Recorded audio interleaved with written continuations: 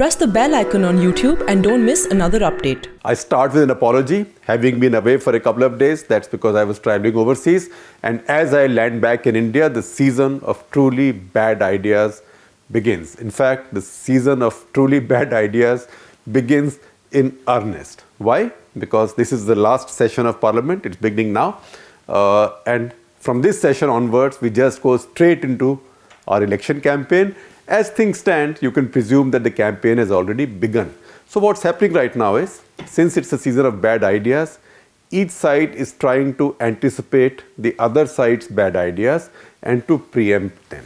So first, Rahul Gandhi and Congress announced farmers' loan waiver in the states where they were contesting. And as soon as they finished with that election, remember what Rahul Gandhi said? Rahul Gandhi said, "We will not let Mr. Modi sleep until he declares a national farmers' loan waiver." Why was that done? That was done in anticipation that Mr. Modi might just do it in the budget, and if he's doing it, we can take the credit and say because we said that he has to do it, he did it.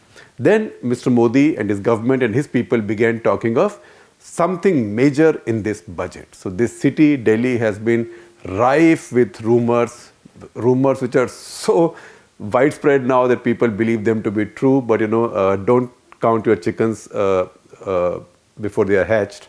That in this budget, this government will come up with a farmer income support system of the kind that KCR has implemented successfully in Telangana.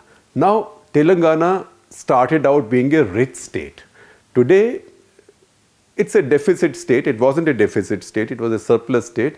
But it still has revenues. It's a small state. But to do this in India, you need a lot of money. So does India have this kind of money? And if not, from where will Modi government find this money? So we were still debating that Rahul Gandhi, as I said again in the very beginning, each side is trying to preempt the other's worst ideas. So Rahul Gandhi has come up with the idea of a minimum income for the poor. Now, how do you define the poor? If you look at people below poverty line, that's about 25 crore people in India, about a little over 20% in India. Now, not everybody, each one of these 25 crore will get this income, only adults will. Now, we don't know whether he means every adult will get it or every family will get it. But if every adult gets it, it's like giving a minimum income to 10 crore people. Now, for 10 crore people, my friend and scholar Nitin Pai, I've been reading what he's writing, just back of the envelope calculation. If a minimum income is based on what is today the minimum wage under Manrega, then it will come to nearly 6 lakh crores or almost 3% of our GDP. Remember, India's defense budget is 1.7% of India's GDP. So this will be about twice as much as India's entire defense budget. Now, you can always argue and say this is guns versus butter, but you are not going to get rid of the guns. That money will be spent. This money will have to be found. Now, from where will you find this money? Print money? Some people say print money, you can print money, but what will happen? Then you can get hyperinflation, you can get your bond prices can go for a toss, all kinds of calamities can visit you. So even if I was not to paint it such a panicky scenario, and government, even if somebody does implement a scheme like that, will do their sleight of hand. They will try and merge some schemes, they'll merge Manrega, that is 60,000 crores, then they merge maybe right to food, some subsidy here, some subsidy there, but it's very difficult to take back subsidies. So you will merge some, but you will not merge all. So this will entail a lot of large expenditure. And from where will that money be found? It's a very good idea if you can give the poor this. But before that, you have to produce the resources for this. You can raise tax rates, all right, make it 98%. You've done it in the past. And actually, that is what created black money in India. So once you start with a bad idea, more bad ideas follow. But as we have said earlier in Cut the Clutter, unfortunately, and apologies again, Victor Hugo, Nobody can stop a bad idea whose time has come. So now this large scale, now there is a race to the bottom. Both sides are desperate to win this election or to not lose it. And they don't care if they have to buy this election. Both are trying to buy this election.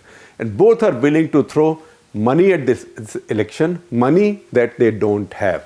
So now the budget will come. You will see competitive populism there also. So brace yourself, fasten seat belt. It's going to be a very jerky ride. And whoever comes to power now will then be left to fulfill these exaggerated promises. So to that extent, our broken politics is now, it looks like, will make us pay a terrible economic price. Now, people are polarized. So people who like the Congress, who hate the BJP will say, fantastic, this is a great idea, anything to get the BJP out.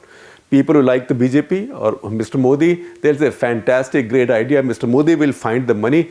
Don't let the Gandhi dynasty come back near power. In the process, the taxpayer will feel cheated, particularly the honest taxpayer will feel cheated, because our faith in the government being able to deliver on a scheme like this without cutting its own expenses, without making its own processes efficient, is actually zilch. They've never been able to do it in the past.